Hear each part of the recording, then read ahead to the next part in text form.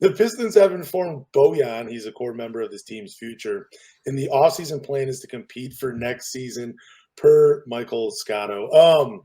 Dude, part of that article was kind of funny because what did Bojan say? That they were going to be a great team next year with Cade Cunningham? And I'm like, dang, don't ever let this guy be a GM if he thinks this team is great and ready to compete. I mean, what do you expect him to say? We're going to suck? I don't like the word great. I thought you'd just be like, yeah, we're going to be a lot better with Cade Cunningham. I would have appreciated that a little bit more.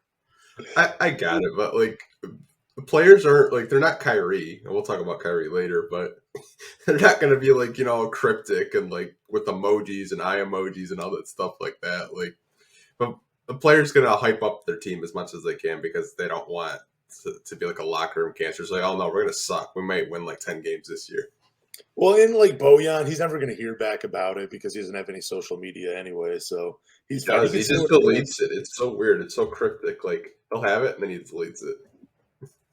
Really? I didn't even think he had social media. Yeah, he like deleted like his Instagram and everything.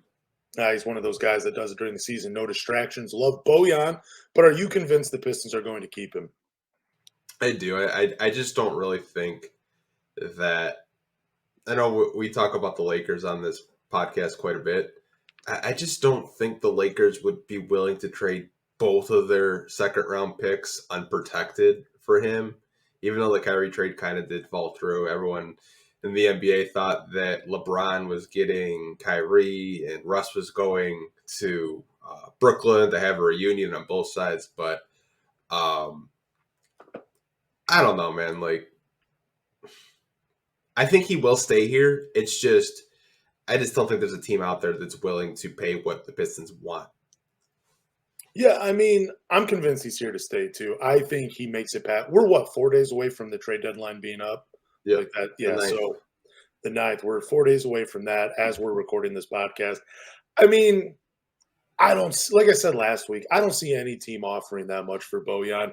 I don't see a team giving up a first round pick, whether they're drafting in the late 20s or not, for Bojan. I think with the way teams are, it's still up in the air who could be crowned champion. Like nobody has made the Denver Nuggets look great, but we know about what happens to them in the playoffs. So anyways, basically what I'm getting at, it's still up for grabs. I don't see any teams making a drastic move for a player of Bojan. I see him just continuing doing his thing in Detroit for the rest of the season. And it really doesn't seem like a Troy Weaver move to tell someone, hey, you're part of the core, and then trade him a few days later. I just don't see that being in. I don't see Troy Weaver doing that. So Bojan's here to stay. Yeah, I really don't see him being moved. I mean, unless like a team just gives you like an offer that you can't refuse, then he'll be moved. But he's not going to be moved for a player less of his like ability. Like Troy's just not going to make like a garbage trade just to get rid of him, to get rid of his $20 million. I think he provides more of a leadership role and efficient scoring that you're probably not going to find in the open trade market right now.